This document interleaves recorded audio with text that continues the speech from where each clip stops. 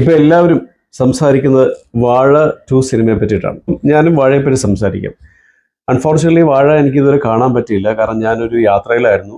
അത് കഴിഞ്ഞ് വന്നതേ ഉള്ളൂ. പക്ഷെ തിയേറ്ററിൽ നോക്കുമ്പോൾ എങ്ങും ടിക്കറ്റ് കിട്ടാനില്ല. അതുകൊണ്ട് വാഴ സിനിമ കാണാൻ സാധിച്ചില്ല. പക്ഷെ ഏതാണ്ട് 2 ആഴ്ചകൾ കൊണ്ട് 180 പരം കോടി രൂപ വേൾഡ് വൈഡ് ഒരു മലയാള സിനിമ കളക്ട് ചെയ്തു എന്ന് പറയുന്നത് മലയാള സിനിമയ്ക്ക് തന്നെ വളരെ സന്തോഷമുള്ള കാര്യമാണ്. ഞാൻ അടുത്തിടെയായിട്ട് ശ്രദ്ധിച്ചിട്ടുള്ള ഒരു അനാരോഗ്യകരമായിട്ടുള്ള പ്രവണതയെ പറ്റിയിട്ടാണ് പറയുന്നത്.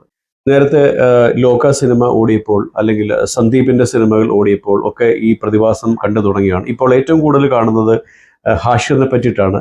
ഹാഷിറിന്റെ സിനിമ ഇത്രയും കളക്ട് ചെയ്തൊരു സിനിമയുടെ ഭാഗമാകുമ്പോൾ ചില സോഷ്യൽ മീഡിയ വിദഗ്ധർ വന്ന് ഇവരെ ഈ പുതിയ താരങ്ങളെ, പുതിയ ചെറുപ്പക്കാരെ മമ്മൂട്ടി സാറുമായിട്ട് മോഹൻലാൽ സാറുമായിട്ടൊക്കെ താരതമ്യം ചെയ്ത് അവരെ മലർത്തിയടിച്ചു എന്നുള്ള തരത്തിലുള്ള ചിലതരം ട്രോളുകൾ വളരെ വ്യാപകമായിട്ട് സമൂഹ മാധ്യമങ്ങളിൽ കാണുന്നുണ്ട്. ഇതൊരു നല്ല പ്രവണതയായിട്ട് എനിക്ക് തോന്നുന്നില്ല. നിങ്ങൾക്കും അതേ അഭിപ്രായം തന്നെ ആയിരിക്കുമെന്നാണ് എൻ്റെ വിശ്വാസം. നസ്ലിനാവട്ടെ, സന്ദീപ് ആവട്ടെ, ഇപ്പോൾ ഹാഷിർ ആവട്ടെ, ഇവരൊക്കെ വളർന്നു വരുന്ന പുതിയ തലമുറയിൽപ്പെട്ട കുട്ടികളാണ്. അതുകൊണ്ട് തന്നെ മാറിയ കാലത്തിനനുസരിച്ചുള്ള സിനിമകളുടെ ഭാഗമായിട്ടാണ് അവർ പോകുന്നത്. അവരുടെ സിനിമകൾ ചെയ്യട്ടെ. തീർച്ചയായിട്ടും നമ്മൾ മറന്നു പോരുതാത്ത കാര്യം ഈ വാഴ 2 എന്ന് പറയുന്നത്, വാഴ 1 ആയാലും വാഴ 2 ആയാലും അതിൻ്റെ പിന്നിൽ വിപിൻ ദാസ് എന്ന് പറയുന്ന ഒരു റൈറ്റർ, ഡയറക്ടർ, പ്രൊഡ്യൂസറുടെ ഒരു വലിയ എഫേർട്ട് നമ്മൾ കാണാതെ പോകരുത്. അപ്പോൾ ഇതൊരു വലിയൊരു കളക്റ്റീവ് എഫേർട്ടാണ്.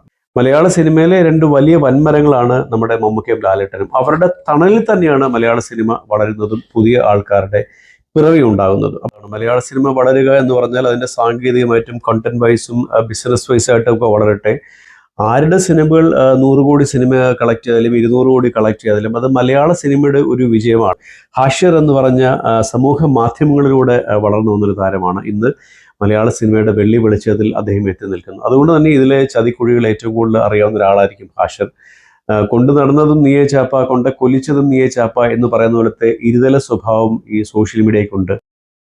നമുക്ക് വേണ്ടത് എന്താണ്? നമുക്ക് നല്ല സിനിമകൾ വേണം. അത് ലാലേട്ടൻ അഭിനയിച്ചാലും, മമ്മൂക്ക അഭിനയിച്ചാലും, നസ്ലിൻ അഭിനയിച്ചാലും, ഹാഷിർ അഭിനയിച്ചാലും, സന്ദീപ് അഭിനയിച്ചാലും നല്ല സിനിമകളാണ് നമുക്ക് ഉണ്ടാവേണ്ടത്. അപ്പം അതുകൊണ്ട് തന്നെ ഒരു സിനിമയെ ഇകഴ്ത്തി കാണിച്ചുകൊണ്ടായിരിക്കരുത് നമുക്ക് മറ്റൊരു സിനിമയെ പുകഴ്ത്തേണ്ടത്. ഇവരൊക്കെ പുതിയ കുട്ടികളാണ്. അവർ പിച്ച് വെച്ച് തുടങ്ങിയിട്ടുള്ളൂ. അവർക്ക് മുൻപിൽ വലിയ വിശാലമായ ലോകം കിടപ്പുണ്ട്. അവർ പറക്കട്ടെ. അവർ പറന്ന ഈ വിഹായസിലേക്ക് എത്തി അവരവരുടെ കഴിവുകൾ തെളിയിക്കട്ടെ. അവരെ പ്രോത്സാഹിപ്പിക്കേണ്ടത് അവരെ ഇകഴ്ത്തുന്ന രീതിയിലുള്ള ട്രോളുകളിലൂടെയും സോഷ്യൽ മീഡിയ കണ്ടന്റുകളിലൂടെയും ആവരുത് എന്ന് വളരെ വിനീതമായൊരു അഭ്യർത്ഥന മാത്രം ഞാൻ മുമ്പിൽ വെച്ചുകൊണ്ട് വാഴ 2 ടീമിനും ഹാഷിറിനും ബാക്കിയുള്ള എല്ലാ പുതിയ അഭിനേതാക്കൾക്കും സാങ്കേതിക പ്രവർത്തകർക്കും ആശംസകൾ അറിയിക്കുന്നു. മറ്റൊരു വിഷയമായിട്ട് നമുക്ക് വീണ്ടും സംസാരിക്കാം. Thank you.